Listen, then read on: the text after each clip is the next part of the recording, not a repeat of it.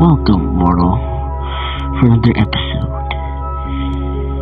Today, we're just gonna be building a simple Mars lander. As you can see, the Mars lander is really simple. Like, it only encompasses one fuel tank, two landing legs, and a bunch of RCS. No engines. We are not using engines for the Mars landing. How is it possible? Just wait and see. The way I'm building this right now is really using RCS. If you've played Spaceflight Simulator for a good few years now, you know what I'm talking about. This is a cruise stage essential for the correction of trajectory when you're going to Mars. And this is me setting up the staging in RCS. So now I just put out the fairings and then we're done. Now, in order to get to Mars, basically, you need a transfer window. The transfer window from Earth to Mars is roughly when Earth is about to catch up to Mars. Since Mars is a higher orbit than Earth, that means Earth orbits faster on the Sun than Mars. So that means when Earth catches up to Mars, we can launch a rocket, escape velocity of Earth, and then reach Mars. Now, the best part is about to come up, launching the rocket. The rocket is a very simple rocket, 2 stage with 2 boosters and a fairing. The first stage is designed to land like SpaceX, and I only need to follow the angle on the top left to guide me to space. Now, I'm not going to follow it all the way through, and this is booster separation. This is because the first stage needs a little bit more fuel to land it, you know? The second stage, I have to light up the center engine, then light up the other main engines, because we're not going to burn the probe core today. And once we exit Earth's atmosphere, we can separate the fairings like what we did now. And basically, since you can't control 2 spacecraft at once, you have to get the second stage to orbit quicker than expected. And I'm literally watching this first stage as it plummets down the atmosphere. And then I switch back to the first stage, point it up engine first, and burn. So because Earth's atmosphere is really hot, when you go into a ballistic trajectory, you have to slow it down. If I overdo it, I miss the landing. If I don't, my rocket is gonna be destroyed. The rocket is now on its landing burn. Deploy the landing legs and watch the landing. It is only a short bit before we land. Why am I going too fast? What? Oh. You didn't see that. I definitely did not crash the first stage. Anyways, now we got into orbit. We have no time left, so let's go to the transfer window and escape Earth by a trans-Mars injection burn.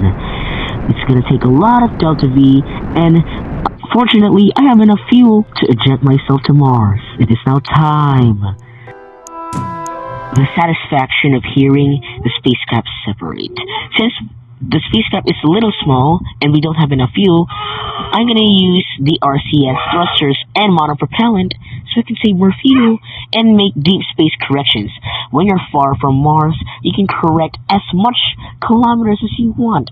Now I've entered the sphere of influence of Mars, and now I'm gonna adjust my atmospheric entry. The best atmospheric entry for me is 5,000 to 6,000 meters. If you want to orbit Mars with aerobraking, just 6,000 meters is fine. Unless you're a masochist or something. My original landing site was Gale Crater or a Planitia or a Flatlands nearby, but I have decided, you know what? I'm just gonna land on a fucking Flatlands and call it a day.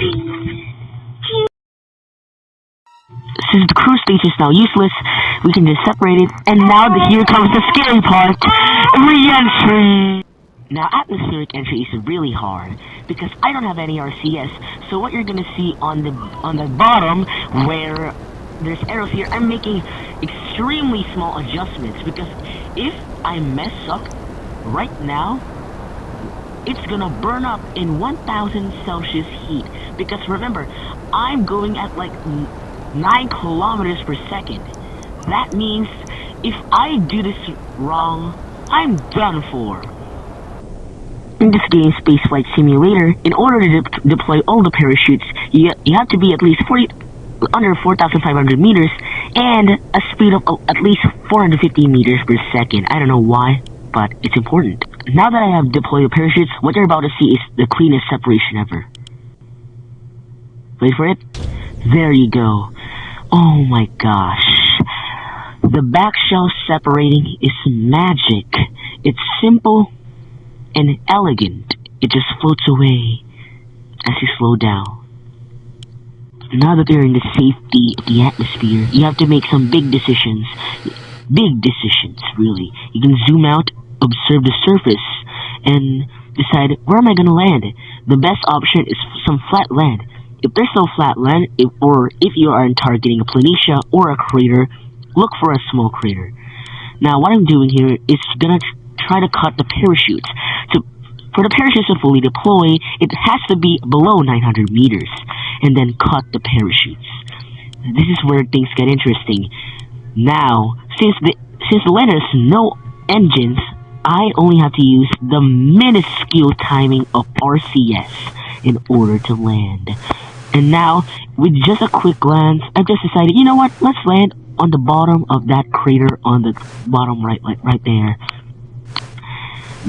The thought process of big decisions really matter, because really, it's the beauty of this game. You decide what you want. You're in control of this world. You're the only one playing this game. Why bother? You can do whatever you want. Even if failures come and go, you can just learn from those failures. Try again. That's it. And what if you know, we landed on Mars. Thank you for watching this video.